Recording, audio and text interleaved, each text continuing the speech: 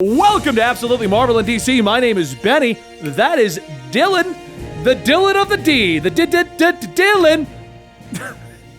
What is that, Nickelodeon? Wasn't thinking that, but now I am. Sounded like it. Today we're going to be looking at, or talking about, or going over Titans Season 3, which was 3 episodes. So instead of our usual rundown of every episode, we're going to kind of look at them as a whole. So if you're looking for a recap, I apologize, we won't have one this week, but every week after this will be one episode so we can do a recap properly. It's just a lot to recap in one go. I'll do the super quick rundowns of each episode, though. Episode 1 reintroduced us to the Titans and introduced the idea that Jason is murdered right at the beginning of the episode. Like that happened in the opening scene, which is what brings which brings everyone back to Gotham. Episode 2 explores the idea of Dick Grayson kind of taking over everything as Batman seemingly has killed the Joker. And then episode 3, we get the actual reveal and integral parts of Jason being Red Hood against the Titans, ending with the cliffhanger, which we will discuss. So let's start off with that. I didn't put it in our notes, Dylan, but let's just kick off with this portion before going into each and every individual.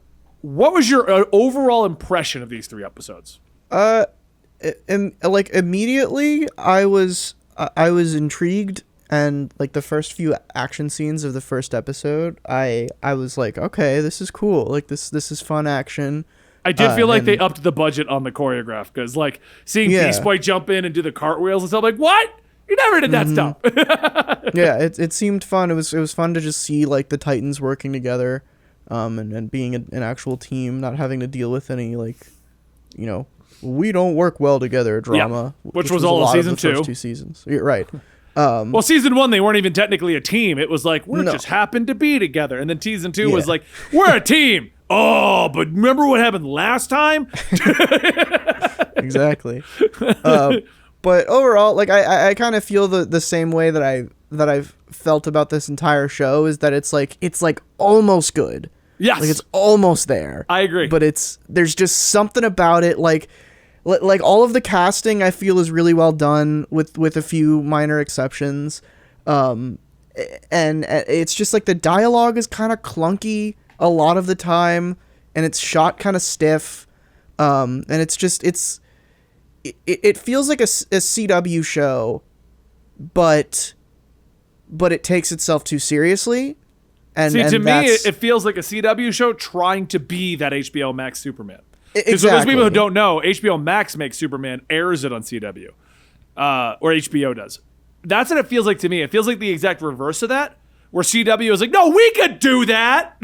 Right. You know what I mean? Like, and it's trying. Like it's down to because the original thing, the whole reason like this show got headlines originally was because in the first trailer, Robin goes F Batman. And then we get a different Robin saying F Joker in the beginning of this premiere. And it's like, okay, you're still doing this? Like, this is a show about the Titans, who are so goofy. Yeah. Yeah, it is funny to see this version of they are the goofy team in the comics, in the show. Not always as goofy as Teen Titans Go or the cartoon, but they are generally more of a like light-hearted take on the DC universe. Yeah. So it's weird too, because like I don't know the actor's name, but whoever's playing Dick Grayson, I think that is like perfect casting. Yes. And I adore him, and he's like probably one of the few reasons I keep coming back to this show.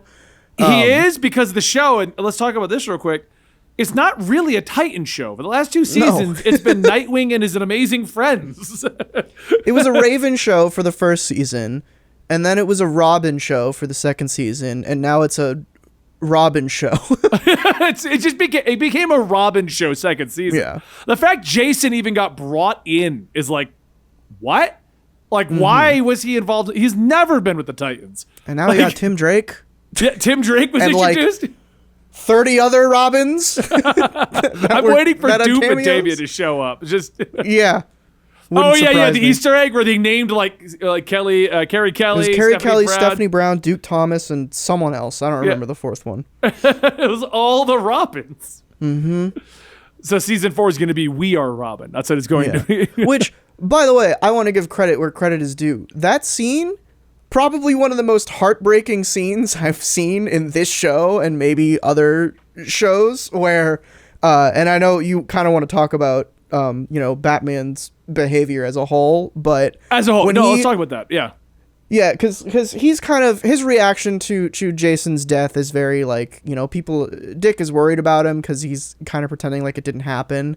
And he's very casual about it. He's just like, I buried him. Right. It's over. Like, right, exactly. Do you want lunch? And yeah, exactly. Let's go have lunch. My son didn't just die. Anyway, but he like breaks down in such a subtle Batman way that it got to me. Like when Dick confronts him about already trying to look for another Robin, even maybe before Jason died. And Dick's like, you can't do this. And Bruce is like, okay. And then he turns to him and he with a tear in his eyes, like, do you want to be Robin again? And I was like, oh God. Yeah. No, he's broken. So that's I think the problem I have with this actor as Batman. He doesn't physically look like Batman. He doesn't physically carry himself as Batman, but his performance as a defeated and broken Batman is so good. And he's really able to exercise that in this episode and these 3 episodes. I loved that. I loved exactly what you said when he was like, do you want to do it? Because he didn't say it in a jokey way. He didn't say it in he's mad. He just doesn't know what to do. Like, he doesn't know how to handle this. He sounded like it's such a perfect allegory because he just sounded like an addict that he didn't know what to do, and he was like, this is all I know. Like, I just need to keep doing this. I can't do this alone. And it's clear a Robin, and I got to get a Robin. Yeah, and it's very clear that and I think it's smart that we never saw him in the Batman suit, with seeing his face and everything. Like, there was that nightmare scenario in the first season. Right. But we had the body actor come in to be Batman for that one. Which I think, for the record, I think is part of what makes this harder for me to see him as Batman. Because when he was in the suit, we had a different actor. It wasn't like he put on the suit and we're like, okay, well, he's just a scrawnier Batman. Mm-hmm. No, I'm practically Batfleck. Yeah. I think this was just they were leading up to, and the whole state of this universe is very much like the old heroes are gone. Like, this is the new and that's age. In my notes here too, because they established that really Barbara's there because Jim's gone. Right. Batman's in his final years. It's all there. So, and I think that's an interesting something that we don't see that much is like an old Bruce Wayne, like a Bruce Wayne that looks like he probably would look with a 27-year-old Nightwing running around, and also has a kid, and also has had a bunch of other Robins. Yeah. And I get it, not showing him in the Batman costume I think was smart, just because it probably would have looked a little silly. And it's also not the point.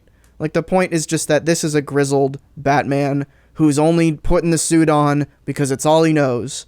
Yeah. And just something needed to, the shoe needed to drop to make him snap and apparently kill the Joker.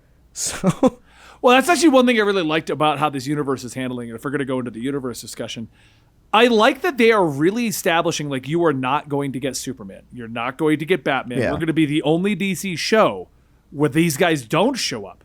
And we're doing it by setting this in an alternate universe, and half of those people are dead. Right. They are establishing, do not expect Batman. And I think that's a problem a lot of DC shows in DC animated series have. No matter how good it is, there's always that thing in the back of your head. When's Batman going to show up? Mm-hmm. When's Superman going to show up? When's that cameo going to happen? Like a Supergirl. They tried to avoid it too, and all that led to was, it doesn't make sense. Where's Kal-El? Right. Which is, that's the tough thing is you have to make a show set in a universe where these characters exist, but you have to make the characters that people care less about more interesting enough to where you don't care if the other ones show up. And that's the issue is with Superboy in this show talking about Superman and asking questions about Superman, that only makes me want to see Superman and have him meet Superman. Yeah, because you want to see that interaction finally. Yeah, I feel like we're gonna get a Kingdom Come style Superman though when he shows up. I can see that. Yeah. Yeah. That's how they'll do it. Just like they're doing with Batman. He'll be old. He'll be kind of, disingenuous at this point. He's kind of given up on humanity. I could see that being the Superman we eventually get. Yeah. It's just because like it seems like the analog characters are kind of underdeveloped. Like everyone kind of seems underdeveloped with the exception of like Nightwing and Raven, who's not even here in these first 3 episodes. She's gone. My wife and I were trying to remember where she went because it's like, okay, Donna died in the last season, and we both forgot Raven went with her. Like, yeah, where's Raven? Beast Boy, when he was talking to himself, was like, "Oh right, she's off at some island." That's when we remembered. Yeah, trying to revive Donna. It's like, whoa, weird, but okay. Which like maybe we'll see Wonder Woman as like it's very possible, but that's the thing, right? Is like I don't care enough about most of these characters to like have me be super invested in what's actually happening in the plot. In case in point, Beast Boy and Connor got a lot more screen time these 3 episodes. But on one hand, I just they're just the comic relief. They're kind of whatevers, like they didn't do that much. Although I'm really happy they got more screen time, and I'm hoping they get more this season. How do you feel about the Starfire with Blackfire taking over her body thing? That is Blackfire taking over her body, right? Like that's still. Probably.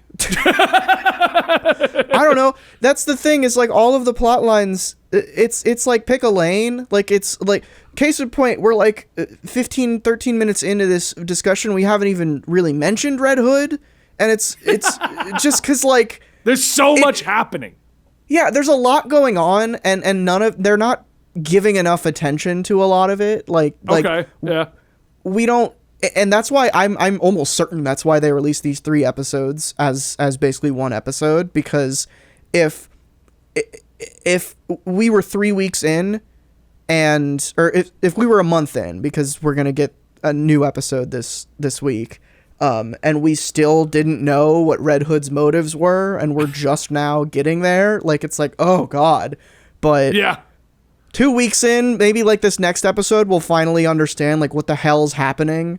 Then maybe that'll be worth it. But okay, well, let's go to the Red Hood thing because that's the big. Everything else at this point is just a subplot that has not been developed. Yeah. Barbara was interesting to see her come back. I like the actress. Her. She's doing a great job of it. I think she's great. It's hard to nail down like because it's she's Commissioner Gordon. She's not Oracle. She's not Batgirl. She's what this show does is just like. She did all that off screen in the past. She's something else now, which I think is cool. I like that. I like that a lot. And they established Jim and they established her relationship with Batman is very strange. She doesn't talk to him anymore, which adds to the broken Batman. Like no one is in his corner anymore. Which I do kind of love that I don't remember who says it. I think it might be Barbara, but somebody says that like, yeah, Batman's kind of a weird guy. And it's like, yeah, he would be. And I like that portrayal of him. Yeah.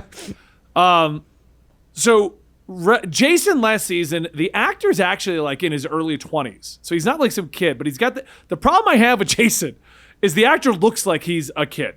He did a great job as Jason because of that. But now he's just a short Red Hood. Yeah. And it doesn't help that the helmet is so big. Yes. So it looks like he's a baby. He's like baby the only Red Hood.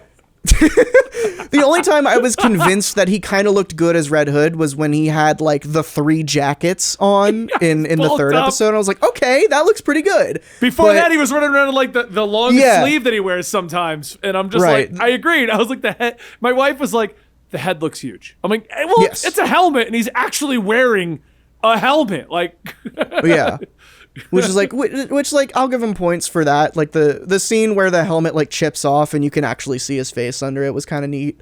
But yeah, the voice masking at least sounds like Red Hood. When he turns it off, I'm like, oh, it's like my little brother trying to be Red Hood. That's what it sounds like.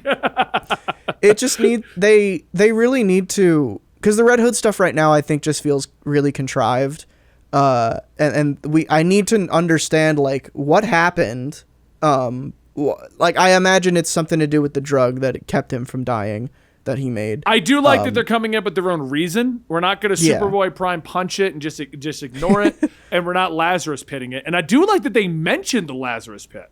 Yeah, like they brought that up. Yeah, that's another thing that I love about this universe is they're not afraid to, like, despite the tone of the show, they're not afraid to just be like, oh yeah, Scarecrow is helping us, and like, dude, that actor's awesome. I'm loving Scarecrow. That's an interesting portrayal. I don't know if I'm completely sold. To do him as Silence of the Lambs, like he's just in his own corner, and Dick has to get advice from Scarecrow. But that's fun. Like it's a fun thing that they're not afraid to just like throw stuff like that at the wall, and like when like the silliness of Mr. Freeze killing Jim Gordon aside, like everyone's aware that like I love that interaction between Barbara and Bruce, where Barbara's like, some guy in a refrigerator suit killed my dad, and Batman's like, his name is Mr. Freeze, and Barbara's like, yeah, I know who he is. I just need you to see how wacky this is for a second. I agree with you. It's weird because the Red Hood motive, the Red Hood origin is like the original Red Hood origin is he was revived randomly because of the Superboy Prime Punch, and he's mad at Batman because Batman never did anything to Joker after killing Jason. That's the original origin. The revamp was that he was brought back to life by Talia to be used against Batman, but his motives remain the same. You won't do anything to the Joker, but you'll let him kill me. And I don't know how I feel about like that. The pivotal thing about Red Hood is that Batman will not kill the Joker, even if he kills a Robin. And by episode 2, our broken Batman kills the Joker with a crowbar, by the way. Love that touch. Probably the same crowbar, knowing Batman. I do feel of all times, though, that should have been the time that his torn, bloody, battered, like, Batsuit showed up. Because now I'm just picturing Bruce Wayne walking in Arkham, like, give me a minute. Like, like how did that even happen? That's totally... I'll give you that. That's one thing that, like, that Batman would totally just not take his costume off to go do the confrontation with Dick. Yeah. There's no way he would have taken the time to disrobe. He goes through the Batcave, drops everything, throws on clothes, then it's like, oh, let me bring this up to Dick. Let me go tell Dick what I did. I imagined that those clothes were the clothes because they were kind of like skin tight. I figured that was what he had on under the suit. But maybe, but the problem I have right now is they better do a good job of establishing his motives. Because everything Red Hood wanted in Under the Red Hood happened. Red Hood won. He got all the gangs. He got Batman to kill Joker. If we're going of Red Hood Under the Red Hood motivations, Red Hood's done. Like, like that's it. Right. But which is like, well, I don't know what his point. Because he also, the main thing is like Red Hood is just, he's like an anger machine. Like Jason Todd is just angry, and he has nothing to be angry about.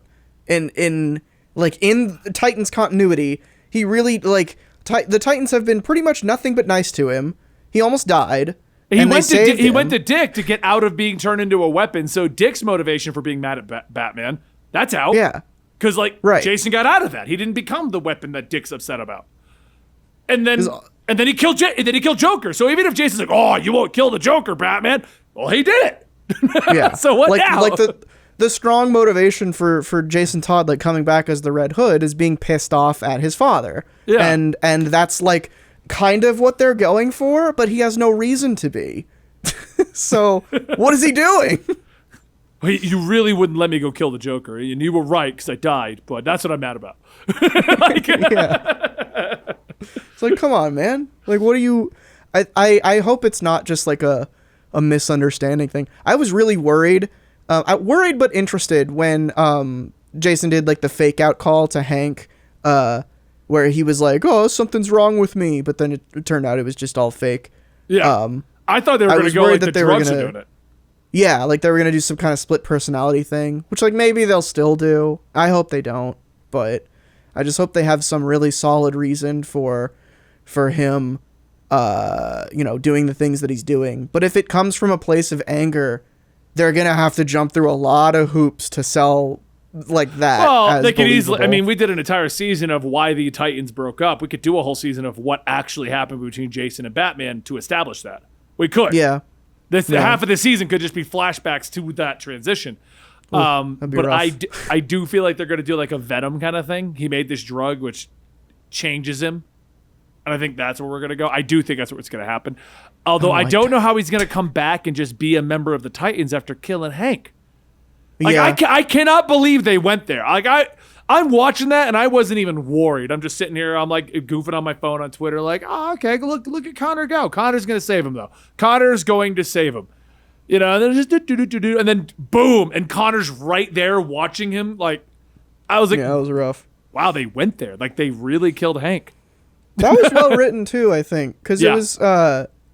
It wasn't. They weren't just hedging all their bets on one thing. Like, everyone was trying to do something.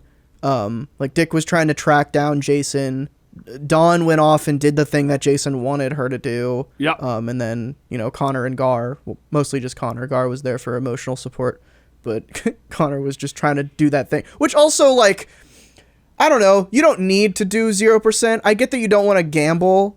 That's what on my your wife friend's kept life, saying. But like at 2%, you're probably fine. She's like, wait, if I'm understanding this, that's only a 2% chance he's going to die. I'm like, yes, but it's 2%. Yeah, but that's like astronomically low.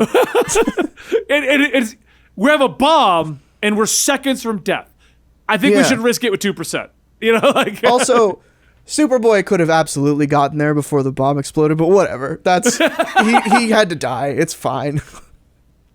I'm a little sad though. I like that actor, but I did feel like the Dawn and Hank story kind of ran its course in season 2. Like, agreed. When they started with him as a cop with the mustache and she's jumping in still, I'm like, is this just gonna string it along for the whole season, where they're just kind of like, oh, are they gonna go back together or not? Well, I guess not's the answer, but. I did like the twist though, where the gun was the trigger. I wasn't expecting him to do that. Mm-hmm. Like, I just thought he was going to push the button, if anything.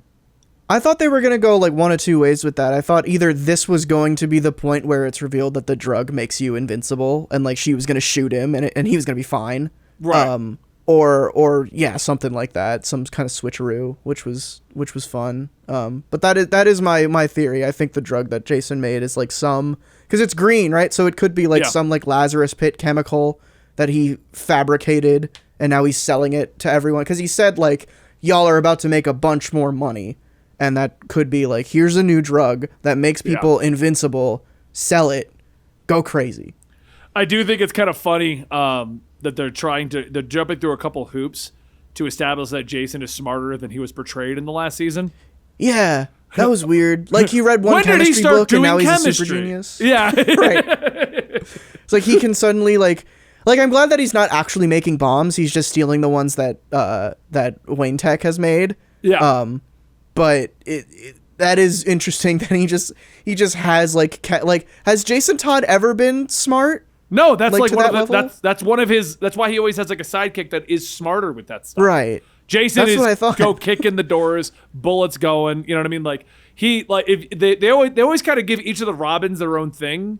Dick was just the best of everyone, personality wise. He's always the best at every area. He's the good one. He's the good one. Tim's the smartest. Jason's always been the brute force guy.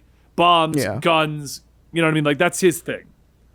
And Damien just. Whatever the writer needs him to be, because ever since he was supposed to die. Damien's the small one. Damien just has a lot of daddy issues. So anyway. That's true. All of them do, to be fair. Their dad is Batman. Overall, I'm excited. Last question for you before we close out this episode. 2 questions, actually. First one, what do you think about them bringing in Tim Drake? It seems like another thing that's like, why? Like, it's gonna take time to show like why they're doing that. I like the twist on it. It seems interesting. I like that he's a fan of Batman. I really hope we get to see like a whole episode where he just figures out who Batman is. That's and his then shows origin. up at the Batcave and it's Nightwing. Do you not know? That would be cool. That would be cool. But do you not know his original origin before all the 1001 revamps? Yeah. Yeah, Batman's distraught over Jason. Right, and Tim so Drake finds he figures him. everything out. Like, that's who you are. That's what I'm saying. Yeah. That's what I'm saying. I hope we get to see that because I think that would be really interesting. I thought you were like, this is a theory I have that it might happen. No. That's what I'm saying. I'm like, I want them to do Tim Drake's origin. I was about to be like, really, Dylan? You know a lot about comics, and this is the one thing you didn't know? No. No, I didn't just pull that out of my ass. That's I'm saying I want them to show that. That's a hell of a theory, buddy. I should write for DC Comics. And the last thing I wanted to ask is, are you going to watch Thursday because you want to, or because it's our job? That's a solid question. I have a high tolerance for garbage. I know, we watched The Flash. Yeah, that's Burn on Flash season 7. And this is like, there has not been a point in this show yet where like I don't want to watch it anymore. I'm definitely interested to see where they go with it. I know that they can do interesting things with this show. It's not my favorite thing in the world, but yeah, I mean, I'll watch it, but definitely like I didn't watch this right away. Like I watched it yesterday, like right before the day before we were going to film this thing, just because like it, I'm not like chomping at the bit to see Titans. I will admit I wasn't either. I forgot it even came out until the Twitter was kind of blown up. And then Natalie and I watched it over 3 days. And now I'm excited for Thursday. Like I wasn't excited. Now I am. So. Cool. All right. Thank you guys for watching. This is Absolutely Marvel in DC. Make sure you subscribe to the channel to get the daily updates on your favorite shows, movies, and whatever else we're going to talk about. And we'll be back very soon with my theory. I don't think Batman killed the Joker. And we'll be talking about that real soon right here. So subscribe, hit that like button, and just check out other videos. Thanks so much.